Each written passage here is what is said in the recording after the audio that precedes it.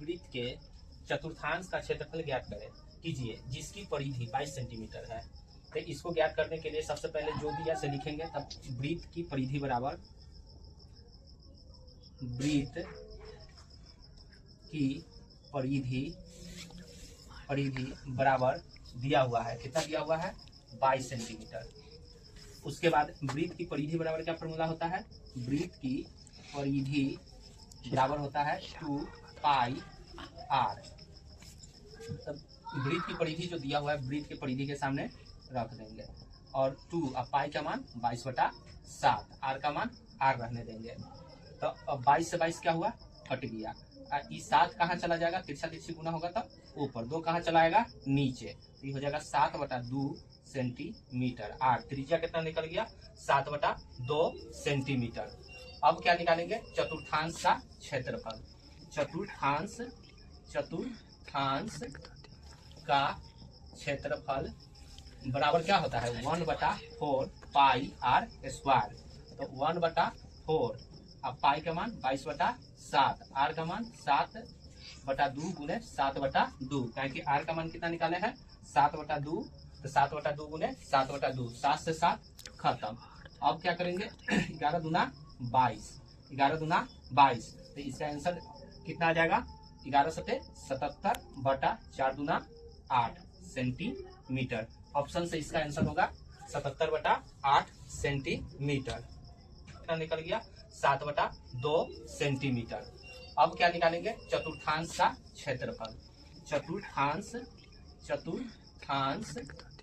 का क्षेत्रफल बराबर क्या होता है 1/4 पाई आर स्क्वायर। तो 1/4, अब पाई का मान 22/7, आर का मान 7/2 गुने 7/2, क्योंकि आर का मान कितना निकाले हैं 7/2, तो 7/2 गुने 7/2, 7 से 7 खत्म।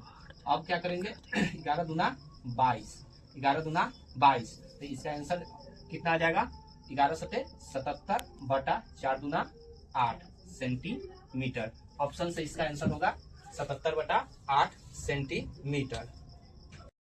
देखिए अगला क्वेश्चन, दो वृत्तों की त्रिज्याएं क्रमशः 8 सेंटीमीटर और 6 सेंटीमीटर है।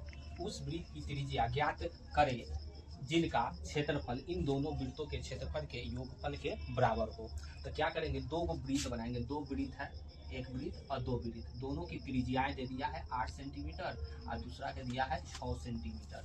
आई कहता है कि दोनों का, ये अंदर वाला को क्षेत्रफल कहते हैं, दोनों का क्षेत्रफल का योग करके बड़ा वृत्त बनाएंगे और इसका त्रिज्या ज्ञात करेंगे। बड़ा वृत्त की त्रिज्या बराबर क्या होगा वाट, इसको क्या करना है निकालना है। तो दोनों वृत्तों के क्षेत्रफल का योग माने दोनों वृत्त के क्षेत्रफल का योग बराबर क्या होगा। तो पहला को मान लो R1 और दूसरा का मान लेंगे R2, इसको बड़ा R मान लेंगे।